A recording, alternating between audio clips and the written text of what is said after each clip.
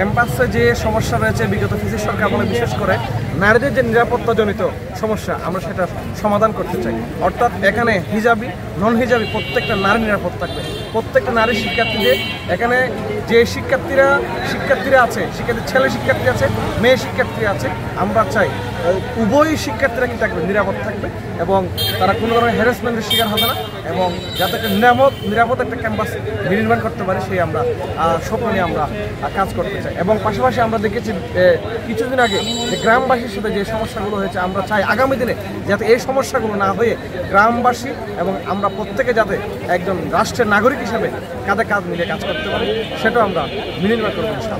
আমি যদি এজিএস পদে নির্বাচিত হই, তাহলে সামরিক হলের যে আবাসিক অনাবাসিক শিক্ষার্থী রয়েছে সেই শিক্ষার্থীদের হয়ে আমি কাজ করি, তাদের সাথে কাজ মিলে তাদের সমস্যা যেগুলো হচ্ছে সমস্যা সমাধান করার জন্য আপ্রাণ চেষ্টা করি। যেহেতু সামরিক হল সুপরিচিত এবং ঐতিহাসিক একটা হল, 1977 সালে প্রতিষ্ঠিত হয়েছে, এত পুরাতন হল হওয়া সত্ত্বেও সামরিক হলের যে অনাবাসিক শিক্ষার্থী আবাসিক সংকট থেকে আবাসিক যে সুবিধা, সেই সুবিধা থেকে বঞ্চিত হয়ে গেছে। আবাসিক যে শিক্ষার্থী রয়েছে, আবাসিক শিক্ষার্থীরা আবার অনেকভাবে বঞ্চিত হচ্ছে, খাবারের মাধ্যমে, রিডিং রুমের মাধ্যমে এবং ওয়াইফাই ফেসিলিটিস এবং হলের যে অভ্যন্তরীণ সমস্যা, সেই সমস্যা থেকে কিন্তু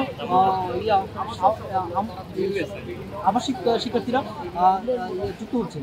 এখন আমি যদি নির্বাচিত হই, তাহলে আমি অনাবাসিক শিক্ষার্থীর জন্য সর্বোচ্চ দেখার চেষ্টা করবো। যেমন হলের যে সিট অ্যালটমেন্টের বিষয়টা, অ্যালটমেন্ট আর বাড়ানোর জন্য পড়াশোনার সাথে সমন্বয় করার চেষ্টা করবো। আমাদের আসলে এতগুলো বছর ধরে, 16-17 বছর ধরে যেরকম টেন্ডারবাজি বা হচ্ছে যেরকম ধরনের একটা অনিয়মের মধ্যে দিয়ে গেছে আমাদের বিশ্ববিদ্যালয়, আবার একই সাথে বলতে পারেন যে আমাদের যে বাজেট, এটা আসলে খুবই কম।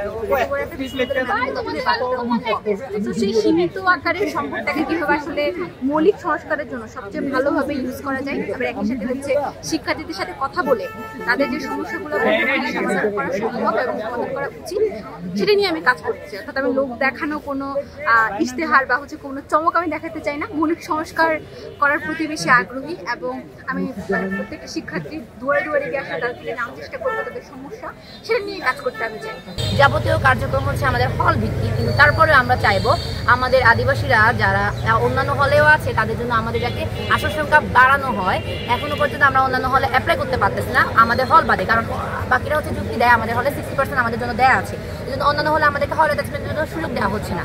কিন্তু আমাদের 60% কি হবে, এখানে অনেকজন আসতেছে জুনিয়র, নতুন আসতেছে ভর্তি হচ্ছে, তার মানে এখানে 60% আমাদের কুলাবে না। আমি চাইবো যে প্রশাসনকে অনুরোধ করবো অন্যান্য হলে যাতে আমাদেরকে 5% অন্তত আমাদেরকে সুযোগ করে দেওয়া হয় অন্যান্য হলে অ্যাটাচমেন্ট চেঞ্জের জন্য। আচ্ছা, আর আমাদের হলে হচ্ছে সংস্কারের অনেক কাজ আছে। আমাদের যেহেতু 1 বছর আগে মাত্র চালু হয়েছে হলে, আমাদের কোনো ফান্ডের টাকা পয়সা নেই, যার জন্য আমাদের যে সুযোগ সুবিধাগুলো দরকার ওগুলো আমরা এখনো পাচ্ছি না। আমাদের এখনো মুদির দোকান নেই, বিকাশের দোকান নেই, ফটোকপির দোকান নেই, আমাদের এখনো ট্যাপগুলো নষ্ট, কিচেনের মধ্যে পানি পড়ে, টাইলস ফেটে যায়, মানে একদম লো কোয়ালিটির যে জিনিসপত্র দিয়ে হচ্ছে হলটা নির্মাণ করা হয়েছিল, যার ফলে প্রতিদিন আমাদেরকে এগুলো নিয়ে অভিযোগ করতে হচ্ছে। কিচেনে পানির সমস্যা থেকে শুরু করে নানা ধরনের সমস্যা হচ্ছে।